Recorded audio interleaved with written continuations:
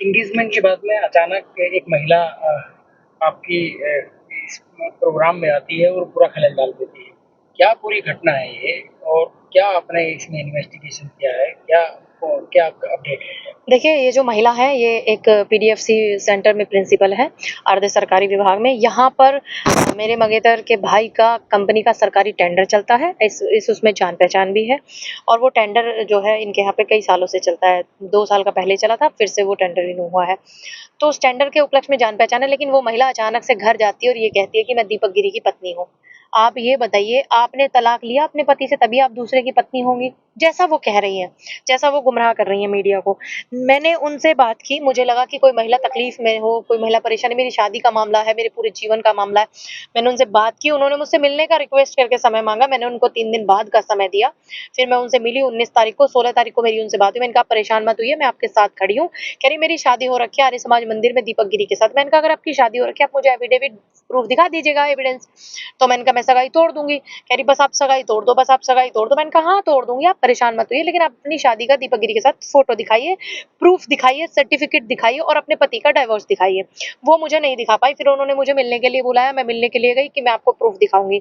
फिर हमने 1 डेढ़ घंटा वेट किया दीपक का, तो वो कहने लगी मैं दीपक आएगा जब भी दिखाऊंगी। फिर उन्होंने कोई प्रूफ नहीं दिखाया। हम लोग बिग बाइट होटल पड़ता है बाईपास पे प्रतापपुर मेरठ में, वहां पे मैं उनके साथ बैठी, हम लोगों ने कॉफी, इसने कॉफी पी, मैंने ग्रीन सलाद खाया था और बिल भी इसने मुझे पे नहीं करने दिया कि मैं बड़ी हूँ, मैं आपकी बहन जैसी हूँ, ये हूँ वो हूँ।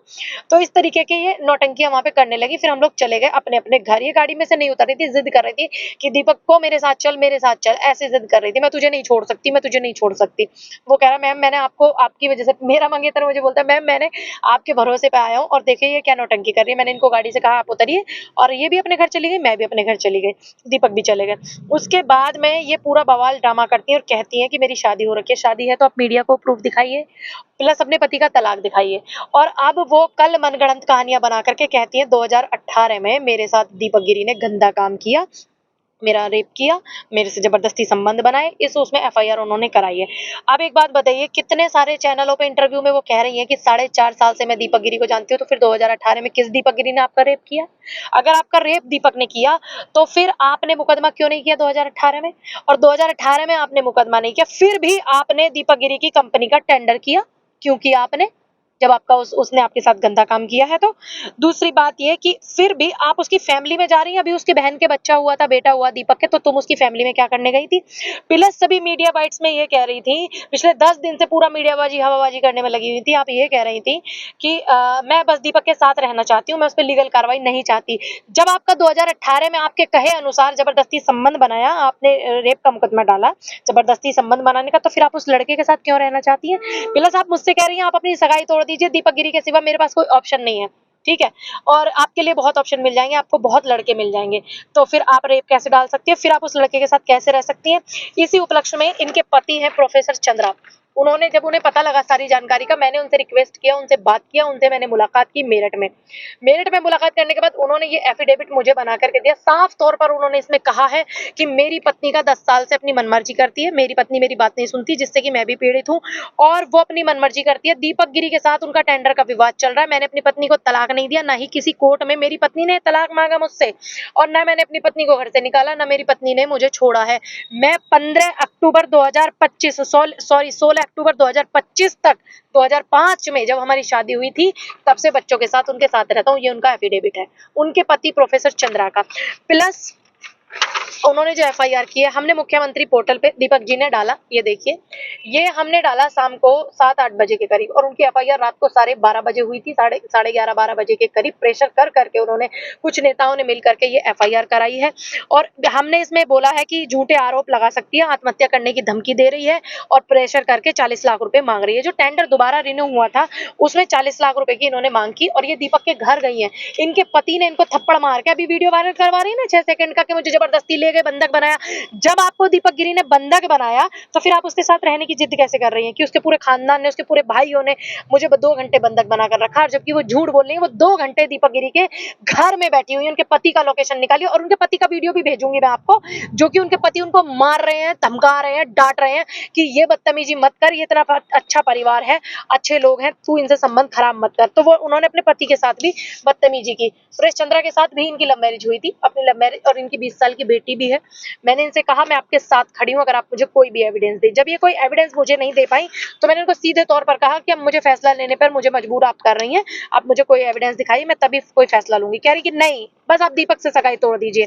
कुछ नेता भी इसमें लगे हुए हैं मेरी और दीपक गिरी की राजनीतिक छवि खराब करने के लिए, जिनकी रिकॉर्डिंग ऑडियो कॉल्स मेरे पास है, और फिर कहती हैं कि पूनम पंडित ने मुझे मारा, और उसके बाद 10 मिनट बाद मुझे कॉल करके गिड़गिड़ा रही है। मेरे फोन में रिकॉर्डिंग है, पूनम जी मैं आपके हाथ जोड़ती हूँ, आप दीपक को छोड़ दीजिए, उससे सगाई तोड़ लीजिए, एक बार आप मुझसे मिल लीजिए, प्लीज मुझसे मिल लीजिए, सॉरी पूनम जी मैंने इतनी बदतमीजी की आपके साथ, सॉरी पूनम जी। 10 मिनट बाद ही जब ये मुझसे मिली हैं और दुनिया को गुमराह कर रही हैं कि पूनम पंडित ने मुझे मारा है।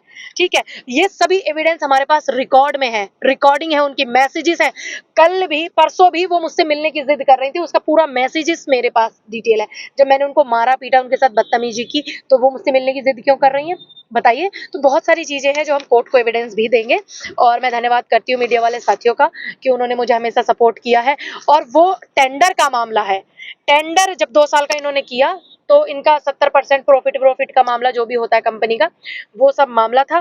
फिर ये 40 लाख रुपए मांग रही थी, और एक मकान जिसमें ये रह रही है गंगा सागर में, उस मकान का बैनामा दीपक गिरी को इन्हें करना था, इन्होंने नहीं किया। उसके बदले में एमडीए का जो प्लॉट निकला दीपक गिरी ने इनके नाम किया, प्लस 2009 में इनकी ज्वाइनिंग है, सी ग्रेड पे थी, 12 में आई है ए ग्रेड पर। इनकी प्रॉपर्टी की भी जांच होगी, और इन पे 3 करोड़ की प्रॉपर्टी है, और उस पे लोन नहीं है, सिर्फ एक प्रॉपर्टी पे इनके 15 लाख का लोन है, वो भी कागजों में दिखाने के लिए। तो इन्होंने इतने दिन की इनकी सैलरी भी नहीं बैठती जितनी प्रॉपर्टी ये 3 सालों में बना चुकी है जब से टेंडर हुआ है।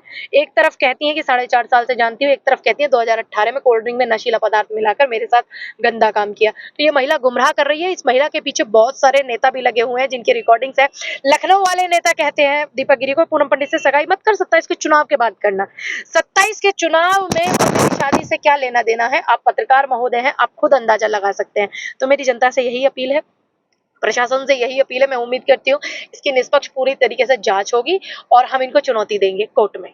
अच्छा, अगर लड़ाई की बात आई तो न्यायिक लड़ाई की बात आई, कानूनी लड़ाई की बात आई, तो आप किस तरह से अपने होने वाले हस्बैंड का साथ देंगी? जी जी जिस तरह जी से वो आरोप लगाए गए हैं, जी किस तरह जी से जी हम उनको कोर्ट में माननीय न्यायालय में चुनौती देंगे, बिल्कुल देंगे, क्योंकि हमें भी पता है, क्योंकि मैं दीपक जी को आंदोलन से जानती हूँ और इस महिला के साथ टेंडर है। मैं ये भी जानती हूँ कोई अधिकारी है, महिला हमारी कंपनी का टेंडर है, Pradeep construction solution private limited company है, और पूरी ट्रांजैक्शन प्रॉपर्टी का सारा ब्यौरा और इनकी मुझसे मिलने की रिकॉर्डिंग, मेरे मिलने के बाद रिक्वेस्ट करना, सॉरी सॉरी बोलना, खुद इन्होंने मेरे साथ बदतमीजी किया।